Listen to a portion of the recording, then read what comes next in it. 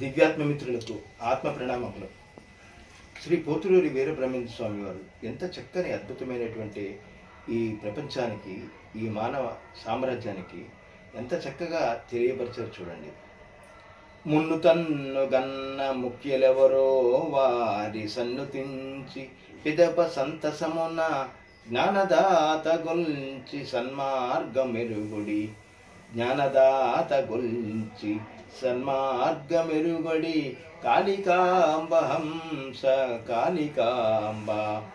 మొదట తనను కన్నా తల్లిదండ్రులను గౌరవించాలి, పూజించాలి. తర్వాత జ్ఞానబోధ చేసిన గురువును పూజించాలి, మంచి మార్గములో నడవాలి అంటున్నారు శ్రీ పోతులూరి వీరబ్రహ్మేంద్ర స్వామి.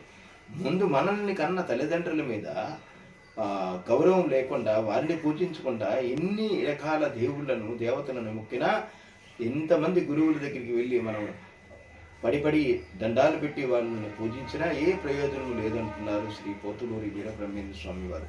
జై హో పోతులూరి వీరబ్రహ్మేంద్ర స్వామి.